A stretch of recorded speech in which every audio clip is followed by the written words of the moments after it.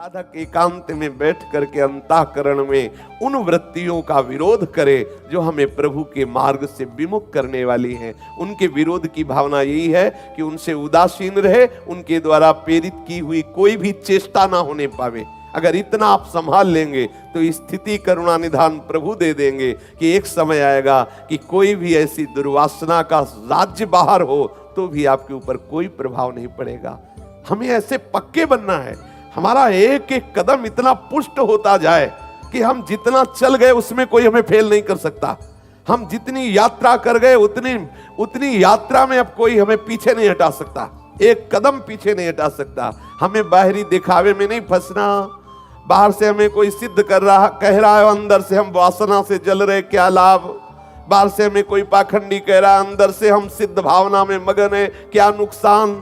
हमें सच्चे बनना है, हमें भगवत प्रेमी बनना है, हमें भगवत प्रेम प्राप्त करना है, हमें भगवदानंद में डूबना है। इसलिए हमें अंदर से सुधार करना होगा। शरीर, मन, बुद्धि, इंद्रियां ये अगर विषयों के संयोग में आ जाएं तो भी हमारे मन में अनुकूल प्रतिकूल परिस्थिति, राग द्वेष परिस्थिति, हर्ष शोक परिस्थिति, सुखद या दुखद परिस्थिति ना प्रभावित कर पावे। कैसे जानेंगे आप कि आप प्रभावित हो रहे कि नहीं? यदि आपका भजन छूट रहा है तो आप प्रभावित हो गए। आपका भजन छूट रहा है, आप प्रभावित हो गए। और आपका भजन स्मरण एक तार चल रहा है, कैसी भी अनुकूल या प्रतिकूल परिस्थिति हुई, भजन नहीं टूटा तो आप जीत गए, आप बाजी जीत गए। ये आपको देखना होगा। यदि कहीं ऐसा है कि बाहरी संयोग है, चाहे वो अनुकूल हो या प्रतिकूल हो, उस संयोग, चाहे वो वस्तु का संयोग हो या किसी व्यक्ति का संयोग हो, बहुत ध्यान देने योग्य बात है। बाहर से किसी वस्तु व्यक्ति का संयोग हुआ, वो अनुकूल हुआ या प्रतिकूल हुआ, उस समय आपका भजन रुक गया, आप फेल हो गए। आप अगर दृढ़ता पूर्वक स्मरण करते रहे, भजन स्मरण आपका एक तार चलता रहा, आप जीत गए। आप ऐसी भूमिका में पहुंचेंगे कि फिर इनका कोई प्रभाव ही नहीं पड़ेगा। ये हृदय में बैठालने का विषय है। इतना हम सावधान, सेवा सुमिरन सावधान।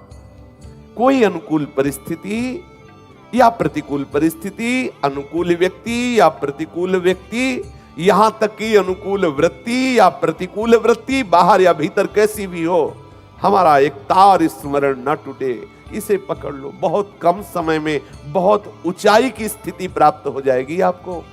नहीं, यही हम फेल होते रहते हैं। हम उस वस्तु व्यक्ति से प्रभावित होकर स्मरण छोड़ दिया, मंत्र छूट गया। कई बार साधकों से अचानक जैसे पूछते कहां हो, जैसे समीप होते हैं तो अचानक प्रश्न कर देते हैं हम, कहां हो जी, मतलब नहीं, इस समय आप कहां हो, मंत्र चल रहा है, हाँ अब चलने लगे, बोले आप चल रहे, ऐसा उत्तर मिलता है। हाँ हाँ, अब मतलब अभी अभी आपने कहा तो चला, अभी तक कहां थे? ये प्रश्न अपने से करना चाहिए। कहां हो? थोड़ी थोड़ी देर में देखना चाहिए आप कहां हैं। आप नाम में हैं, रूप में हैं, प्रभु की लीला में हैं, प्रभु के धाम चिंतन में हैं। यदि इन चार से हट करके, यदि रसिक महापुरुषों में यदि अलग कहीं है तो फिर आप घाटे में हैं, आप अपने साथ धोखा कर रहे हैं, आप कुसंग कर रहे हैं। आप देख लीजिए, इसे एकांत वृत्ति से देख लीजिए। आप थोड़ी थोड़ी देर में अपने आप से प्रश्न करते रहिए, आप कहां हैं। अगर आप ठिकाने पे हैं तो बढ़िया है। ठाड़े बैठे परे उताना, कबीर कहें हम राहें ठिकाना। चलते फिरते उठते बैठते, खाते पीते, सोते जागते, हंसते बोलते, व्यवहार में, एकांत में, हर समय हम अपने प्रीतम में, यह है ठिकाना हमारा। कभी हम प्रीतम के नाम में डूब रहे, कभी रूप में डूब रहे, कभी उनका कोई लीला का पद चल रहा, उसका चिंतन कर, अरे अद्भुत आनंद, काहे को फंस रहे हो? हर समय सावधान रहो।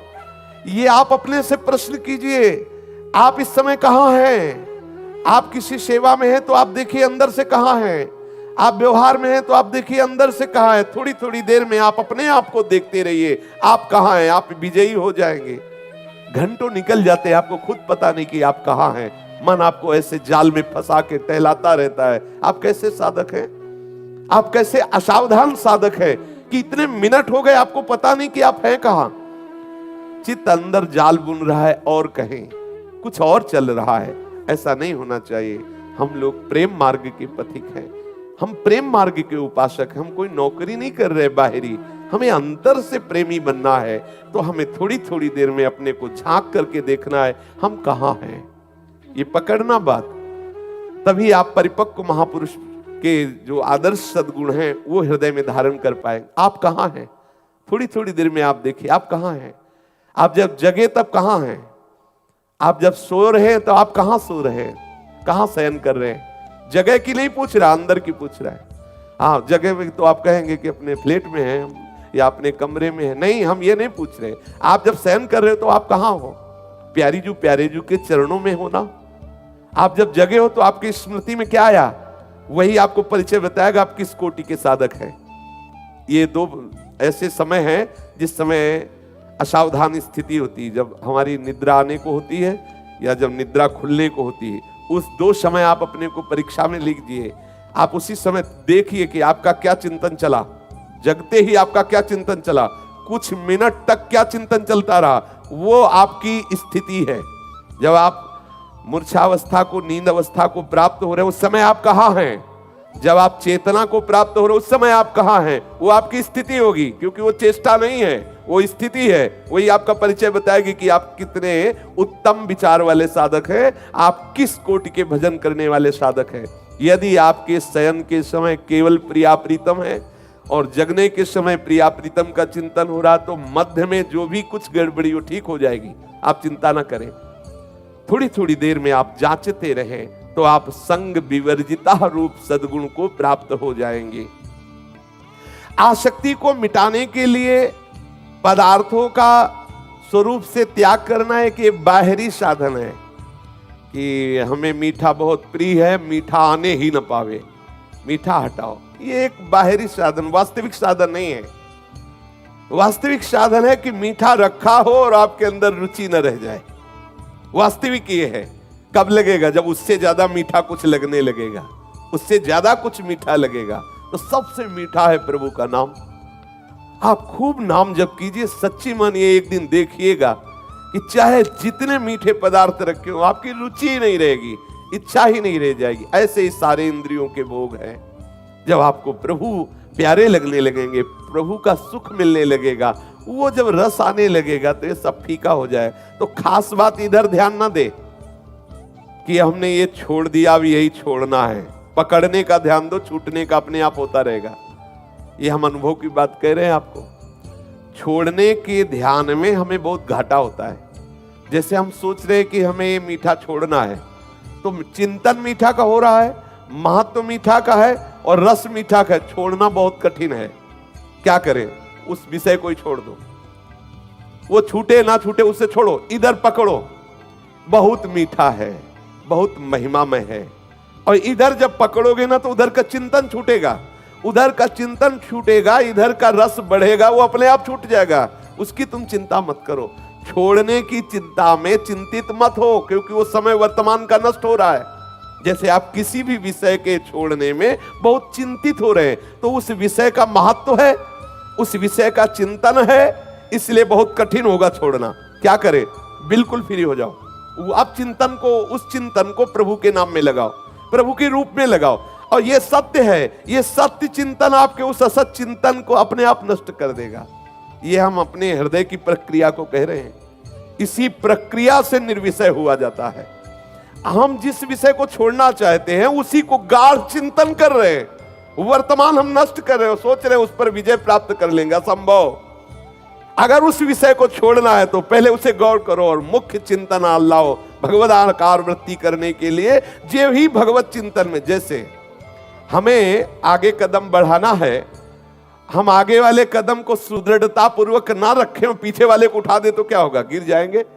तो हमें पीछे वाले को उठाने के पहले आगे वाले को जमाना है, और आगे वाला जमा दो, पीछे वाला उठा दो, कोई फर्क नहीं पड़ेगा, आप गिरोगे नहीं।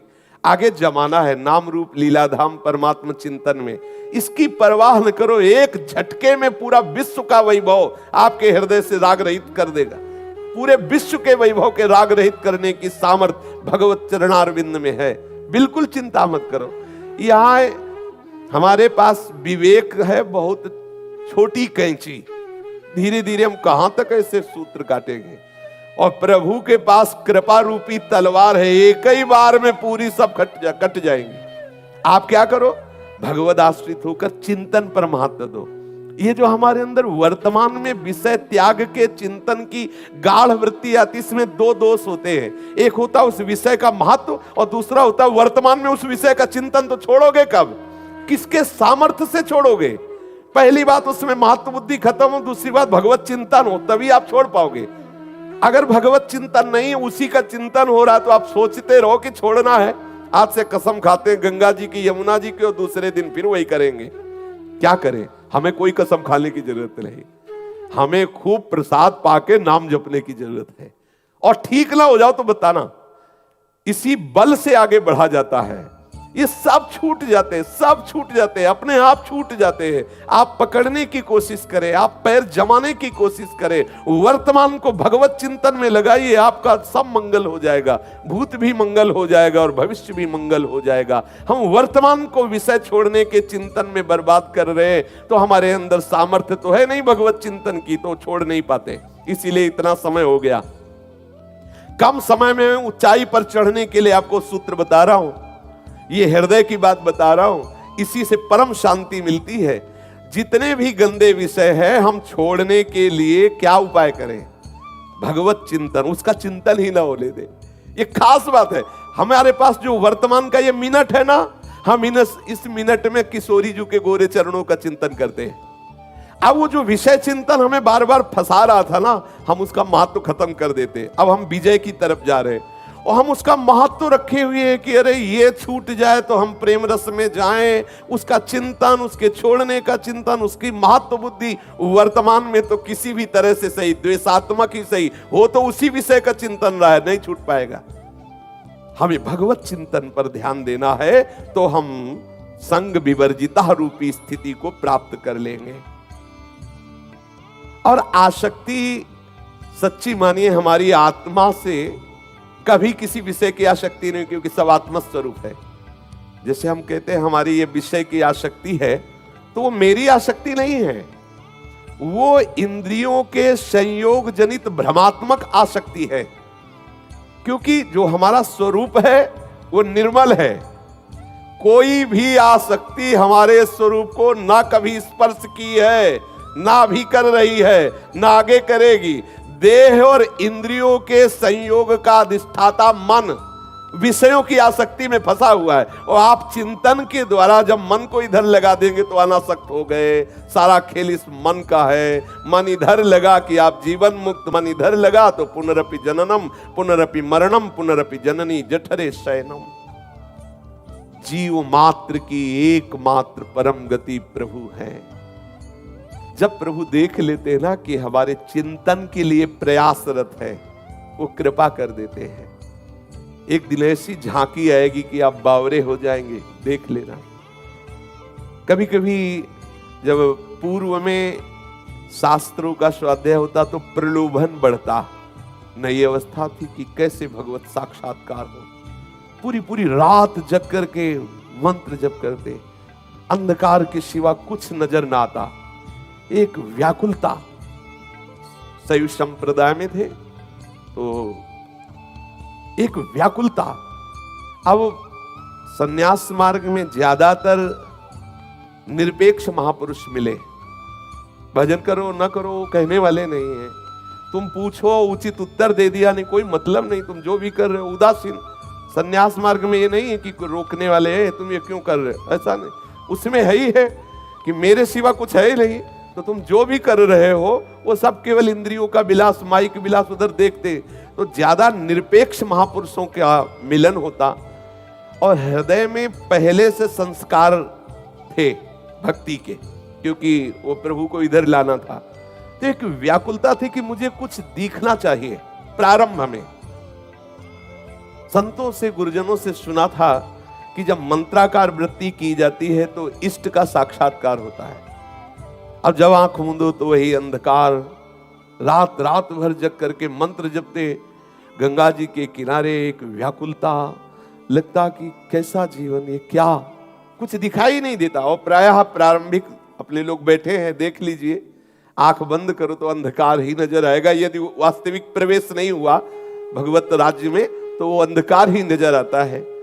अब हृदय में व्याकुलता इतनी जोर से बढ़ी कि वाराणसी में ऐसा लगा कि खान पान सब छोड़ करके और शरीर को बिल्कुल घाटों में रहते थे। ऐसा लगा कि इसको जब तक भगवत साक्षात्कार न हो तब तक जीवन किस काम का। अब उस व्याकुलता में प्रभु से जो पुकार होती थी, एक दिन देखा कि बिल्व वृक्ष के नीचे बैठे थे।